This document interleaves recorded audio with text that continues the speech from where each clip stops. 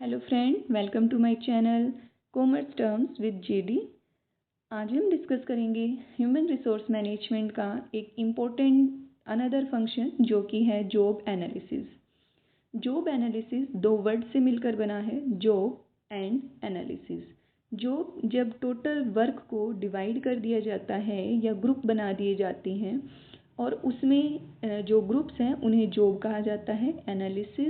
Analysis किसी भी चीज़ का एक केयरफुली एग्जामिनेशन है जिसमें हम किसी भी एस्पेक्ट के डिफरेंट पार्ट को एग्जामिन करते हैं, उस प्रोसेस को कहा जाता है एनालिसिस। तो जॉब एनालिसिस सिंपली एक सिस्टमेटिक इन्वेस्टिगेशन है जिसमें ऑर्गेनाइजेशन के ऑब्जेक्टिव को पूरा करने के लिए किस तरह की एक्टिविटीज़ को पूरा किया जाना है, किस तरह के human resource means man power required रहेगा, उन सब को जानने के लिए ही जॉब एनालिसिस किया जाता है। जॉब से रिलेटेड डाटास को स्टडी किया जाता है और ये एक फॉर्मल प्रोग्राम है जो आगे हेल्प करता है एग्ज़ामिन करने में कि जो हमारी जॉब्स बनाई गई हैं, जो जॉब है उसमें टास्क, ड्यूटी, रिस्पॉन्सिबिलिटी किस तरह से रहेगी जिसके हेल्प से मैन पावर अपने काम को अच्छे से कर पाए। जॉब एनालिसिस एक इम्पॉर्टेंट रोल प्ले करता है क्योंकि ये आगे जो हमारे एम्प्लॉयज़ से रिलेटेड हमने एक्टिविटीज़ को परफॉर्म करना है जैसे कि रिक्रूटमेंट, सिलेक्शन, प्लेसमेंट, इन सबको परफॉर्म करने में डायरेक्टली हेल्प प्रोवाइड करता है। जॉब एनालिसिस को डिफाइन किया है एडविन बी फ्लिपो ने। Job analysis is the process of studying and collecting information regarding to the operations and responsibilities of a specific job. अब हम बात करेंगे कंटेंट्स ऑफ जॉब एनालिसिस।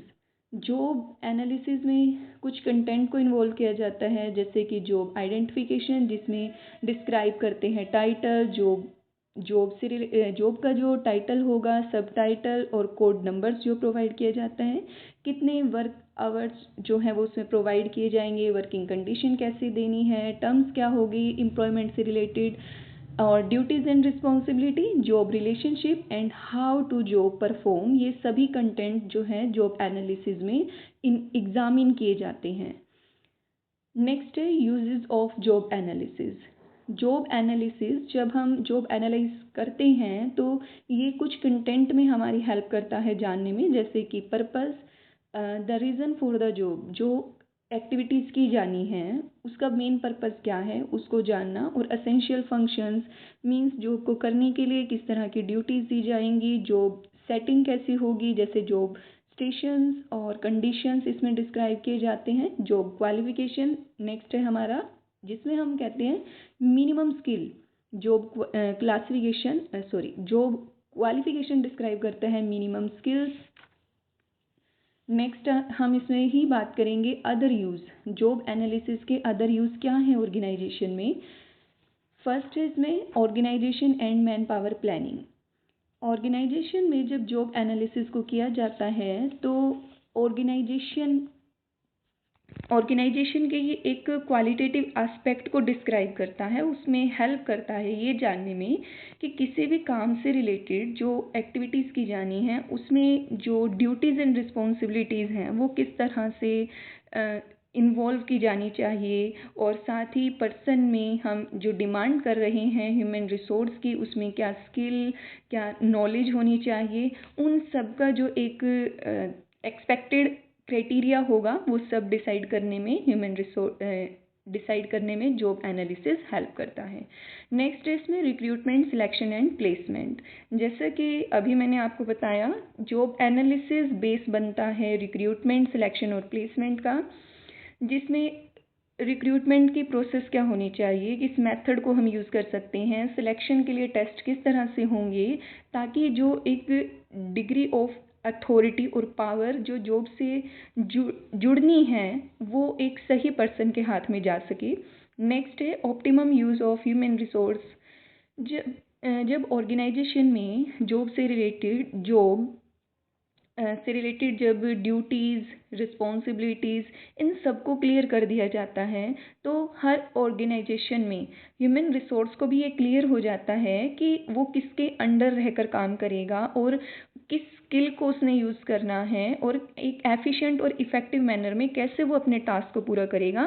इस तरह से जब एक डायरेक्शन मिल जाती है तो ह्यूमन रिसोर्सेज भी अपनी पावर को, अपनी रिस्पॉन्सिबिलिटीज़ को अच्छे से यूटिलाइज करते हैं। नेक्स्ट है training and development. Training and development जो टाइम टू टाइम ज़रूरी है ऑर्गेनाइजेशन में, और जॉब एनालिसिस इसमें हेल्प करता है ऑर्गेनाइजेशन की, जिसमें ट्रेनिंग और डेवलपमेंट से रिलेटेड जो कंटेंट होंगे, एक जो एक्सपेक्टेड क्राइटेरिया है वो भी इसमें डिसाइड किया जाता है कि अगर ट्रेनिंग की रिक्वायरमेंट होगी तो हम किस लेवल पर मोस्टली एक ट्रेनिंग की ज़्यादा ज़रूरत होती है ह्यूमन रिसोर्स को, उससे आइडेंटिफाई करना ताकि उनके लिए जो न्यू ट्रेनिंग प्रोग्राम्स हैं वो इम्प्लीमेंट किए जा सकें। नेक्स्ट है job design. Job design means एक स्ट्रक्चर। जब ऑर्गेनाइजेशन में स्ट्रक्चर डिसाइड किया जाता है, मीन्स जब अथॉरिटी और रिस्पॉन्सिबिलिटी को जब हम एक चार्ट में डिसाइड करते हैं जो कि ऑर्गेनाइजेशनल स्ट्रक्चर होता है, और जब हमारे ऑर्गेनाइजेशन के साइज में चेंज होगा, ग्रोथ एंड एक्सपेंशन होती है, तो जॉब डिज़ाइन भी कहीं ना कहीं चेंज होने के उसके चांसेस होते हैं। तो ये जॉब एनालिसिस जो है उस प्रॉब्लम को, प्रॉब्लम नहीं कहेंगे हम, उस सिचुएशन को भी हैंडल करने में हेल्प करता है। मीन्स जॉब डिज़ाइन को सिंप्लीफाई करने में हेल्प करता है। नेक्स्ट है job management relationships. Job management relations में हम यहाँ पे डिसाइड करेंगे जॉब एनालिसिस हर किसी की रोल को, उनकी पोजीशन को और उनकी रिस्पॉन्सिबिलिटी को जब डिस्क्राइब कर देता है तो जो हमारा मैन पावर है उससे ये भी क्लियर हो जाता है कि उसको किसके अंडर काम करना है या किसके किससे उसने क्या काम करवाना है। जब ये क्लियर हो जाते हैं तो उनकी रिलेशनशिप भी कहीं ना कहीं स्ट्रॉन्ग बनने ही हैं, क्योंकि वो अपनी प्रॉब्लम को उसी पर्सन के पास लेकर जाएंगे जो उनसे रिलेटेड है। नेक्स्ट है ऑर्गेनाइजेशन ऑडिट।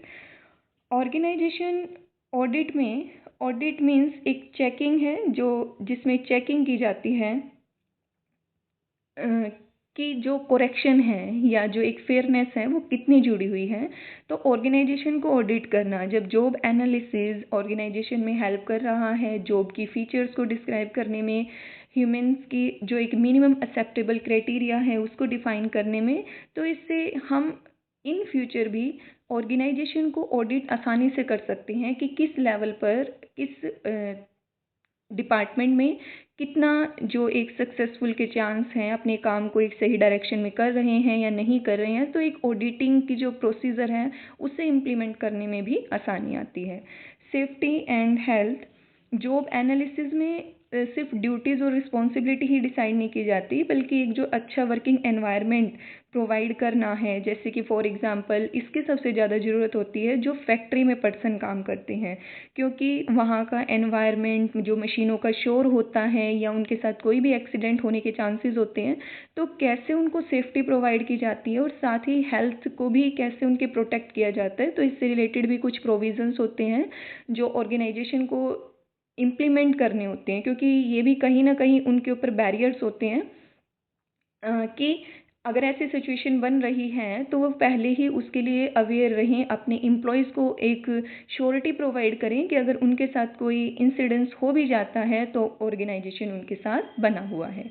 Reduce frustration. ये फ्रस्ट्रेशन के लेवल को कम करता है, क्योंकि इसमें हर एक एम्प्लॉयज़ को क्लियर होता है कि उसकी जॉब से रिलेटेड क्या एक्सपेक्टेशन ऑर्गेनाइजेशन रखता है, और उसे अपने एक्सपेक्टेशन को पूरा करने के लिए वो सही डायरेक्शन में काम करता है। नेक्स्ट है कैरियर प्लानिंग। ऑर्गेनाइजेशन की रिस्पॉन्सिबिलिटी बनती है कि वो अपने मैन पावर को आगे बढ़ने का एक जो अपॉर्चुनिटीज़ है वो प्रोवाइड करे टाइम टू टाइम, जिसके लिए ट्रेनिंग एंड डेवलपमेंट जो है वो प्रोवाइड किया जाता है, उनको प्रमोट किया जाता है। तो इस तरह के कंटेंट भी तभी इम्प्लीमेंट किए जा सकते हैं जो जॉब एनालिसिस इफ़ेक्टिव वे में किया जाए। नेक्स्ट हम इसमें डिस्कस करते हैं process of job analysis. Job analysis की एक जो प्रोसेस है वो क्या है। फर्स्ट हम इसमें बात करते हैं शेड्यूल। शेड्यूल, इसमें ह्यूमन रिसोर्स मैनेजर खुद से ही क्वेश्चन पूछता है कि क्या जॉब एनालिसिस के लिए क्या राइट टाइम है, और अगर वो की जानी है तो उसके लिए प्रोग्राम्स और प्लान जो हैं वो ऑर्गेनाइज करना, और साथ ही ये भी डिसाइड करना जॉब एनालिसिस का मेन जो ऑब्जेक्टिव है वो क्या है और ये रिस्पॉन्सिबिलिटी किसको दी जानी है।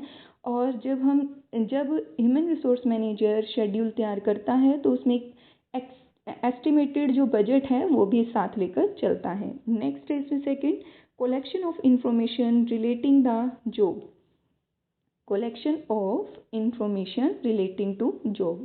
इसमें जॉब से रिलेटेड दो तरह की इंफॉर्मेशन को कलेक्ट किया जाता है जो आगे एनालाइज की जानी है जॉब एनालिसिस में। इसमें फर्स्ट क्राइटेरिया आता है related to job. Related to job में इसमें जो फिजिकल एनवायरनमेंट होगा और सोशल एनवायरनमेंट है, फाइनेंशियल एनवायरनमेंट है, वो कैसा हो, इनसे रिलेटेड डाटा को इकट्ठा किया जाता है। जैसे कि सोशल एनवायरनमेंट में जो वर्क की शिफ्ट है वो कैसी होगी, और डे में होना है काम या नाइट में भी है तो उसको कैसे हैंडल किया जाना है। फिजिकल एनवायरनमेंट में वहाँ का जो टेम्परेचर है, नॉइस है, डस्ट है, उन सबको देखना। और फाइनेंशियल एनवायरनमेंट में इंक्लूड किया जाता है एक फेयर वेजेस, बोनस, इंसेंटिव, इन सभी स्कीम्स को।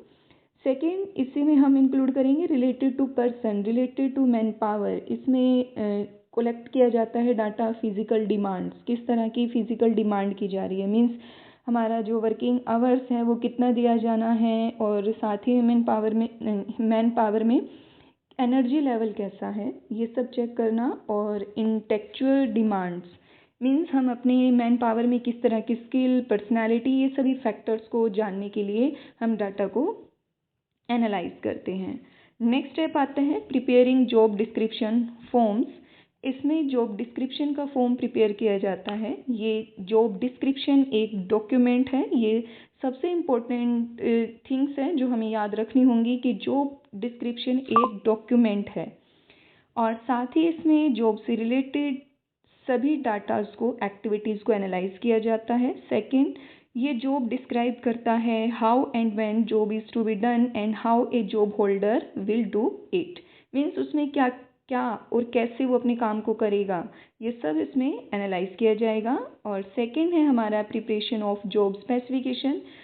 यहाँ पर ये डॉक्यूमेंट नहीं है, job specification is a statement. ये डायरेक्टली क्वेश्चन आता है कॉम्पिटिटिव एग्जाम में, इसीलिए इन दो चीज़ों को ध्यान में रखना होगा कि job description is a document and job specification is a statement, जो कि डिस्क्राइब करती है, स्पेसिफाई करती है minimum acceptable qualities in human resources.